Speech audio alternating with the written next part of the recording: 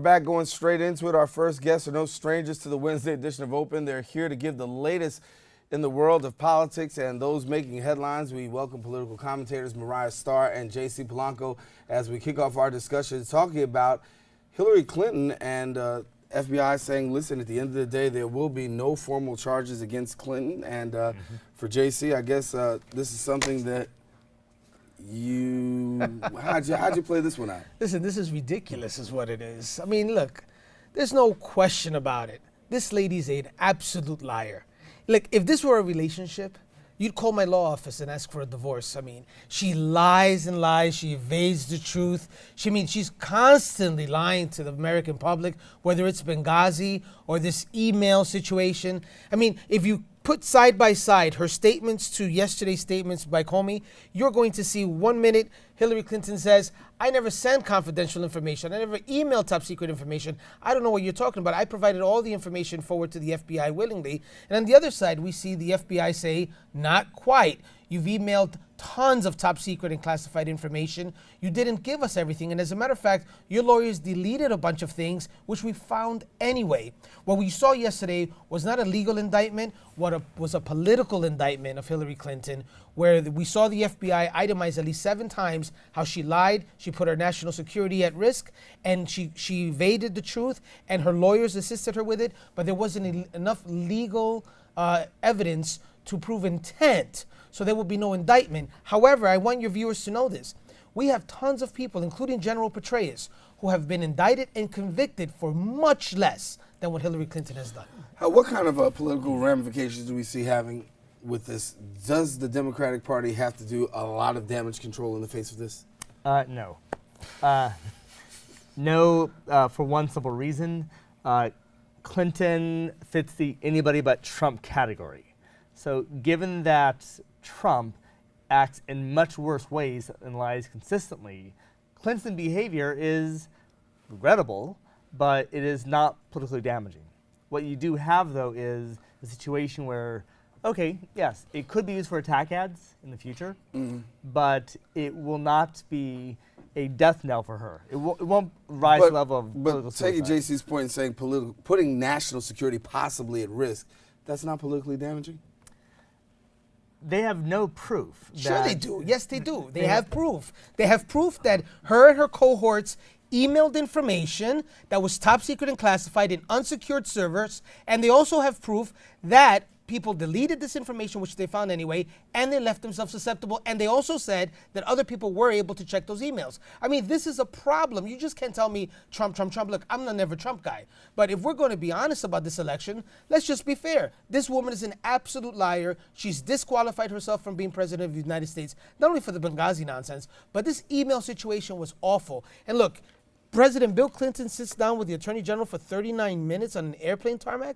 Are you kidding me? Just 2 days before this news is given out, President Obama goes campaigning with Hillary Clinton just 4 hours after yesterday's press conference. Look, there's something going on here, and the reason why a guy like Donald Trump with zero political experience and as offensive as he is, I'm not voting for him, relax. This is why he's doing so well in the polls. This kind of nonsense isn't fair. The Clintons are judged by different standards. If it was you, me, you, we'd be in prison today. Trump is not doing that well in the polls. He returned to his 38-45% range, which he was at all along in the primaries. Well, let me stay here and let me give you this question here, because Trump did praise the former Iraqi leader Saddam Hussein, saying that when it comes to, quote, let's go with his quote, Saddam Hussein was a bad guy, right? But you do know what he did well? He killed terrorists. He did that so good that he didn't read them their rights. They were a terrorist. It was over. Yeah. He will say crazy things all the time. He's a classic authoritarian proto-fascist leader who will violate the law. He has already said he will violate the Constitution in order to persecute terrorists, to protect the American people. That is what leads directly to a totalitarian regime. And so what we see in Trump is the fascists in embryonic form. Give him power, he becomes a fascist right away. Listen, I'm not going to defend Donald Trump. You know this. I can't even defend that comment. I mean, how many more things does he have to say that are going to put me on the defensive every time I come here on a Wednesday morning? I'm not going to do it. Listen, the guy You're has on to... the defensive every week. Every week. Can I Every tell you, the week, guy yeah. has to stick to a teleprompter. I mean, look, I'm going to tell you right now, I don't see how he wins the presidency if he continues this way. The sad state of affairs in American politics is that Hillary Clinton may actually skate her way to the White House being such an unethical liar. Well, give me a talk about this. Where's the Republican Party now? Because we know that there was a time they were trying to coalesce around Trump, and obviously by you sitting here, you're saying that you're not voting for him. There are other people who said that as well. Within the Republican Party, where do things stand, and does he have a broad-based coalition at all? No, I don't know about as far as a wide coalition. I think the party will be unified. Look, I think that 90% of GOP will support him. Look, Governor Scott Walker, who was one of the leaders of this movement that we had of people that were going to stick to their guns and not be in favor of Donald Trump, is going to speak at the Republican National Convention in 2 weeks. I think that was the death nail. I don't know what else is there. I think the Republicans are going to go with him no matter what. You have a handful of guys like me that are not going to support him. Look, I said I would support him if he considered apologizing to the Mexican people. I would consider supporting him if he apologized to the Muslims. I would support him if he apologized to women. None of that has happened. I would absolutely consider endorsing him if he apologized to African Americans for not saying anything about David Duke right away. None of this has happened, so I won't be able to support the guy, but that's just in such a small minority. But one thing I won't do is sit here and watch Democrats and liberals talk about Hillary Clinton like she's the best thing ever when she's absolutely not. There needs to be some sort of integrity check here. There needs to be some sort of moral compass where you can't tell me that Hillary Clinton is the best candidate just because she's not going to jail. She's not, that's clear. You have a lot of people in the Republican and the Democratic Party looking toward Gary Johnson and Bill Weld, the Libertarian ticket, even Jill Stein. And remember, these conventions have not happened yet, so these candidates are not the nominees. They're presumptive nominees. Things can still happen. Like, Are you really anticipating something happening? I am, yes. These conventions can get strange. Other than getting a vice presidential nomination, a nominee, what do you anticipate happening? Well, you have 15% of the delegates on the Democratic Party, the superdelegates, still have not voted yet. And so they're making up their minds about Clinton versus Sanders. So we're so accustomed to conventions being orchestrated and predetermined, and that's usually because they are. This time, they're not. The delegates in the Republican Party are still wavering. Trump and his minions are still trying to make sure they don't buck. So this is a challenge. We have to consider the future is not written yet. We have a situation where politics could act in strange ways we have not yet anticipated. See, Mariah's a visionary. I don't see any of this happening. Right? That's pretty interesting, though.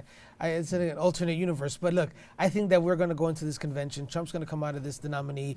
I'm assuming Newt Gingrich is going to be the vice presidential candidate. Newt Gingrich? And let me tell you why. Look, Okay. can I tell you why? Look, both of these candidates here, there you go, Mariah. Both of these candidates, Hillary and Trump, lack certain things. They lack wisdom. They lack judgment. They lack truthfulness. And I think it's going to be hard for them to find a candidate that's going to provide the things that they lack. So that they can have a complete ticket. The thing with Newt Gingrich on the Republican side is that he provides the experience that Donald Trump doesn't have, the gravitas, and quite frankly, the guy's brilliant. You may not agree with him. Like you, he's a PhD. He's a crackpot of story. Well, you know what? I think he's a smart guy, and I think that he knows his way in and out of the Capitol building, and I think that's something that Donald Trump needs today. Okay, we're going to have to leave it there, and guys, we want to thank you for joining us. Mariah, this is going to be Mariah's last segment. Yes, Mariah is moving on to Arizona and to hotter places, and so we cooler places too. Cooler places too. Okay, well, thank you so I much. recommend everyone come to visit Tucson. And we'll have to get you via Skype and let you come on and chat on in. Yes, definitely. I'd love to. Thank you. All righty, Mariah Starr here with us as well, and JC, we'll see you soon. See you soon. All righty. Well, in other news on the political front, Councilman Andy King, right here in the borough of the Bronx, held a press conference announcing Bay Plaza's Friday discount for high school and college students. This after hearing concerns of an episode of Bronx Talk with Gary Axelbank. Reporter Katie Lloyd Knight brings us more.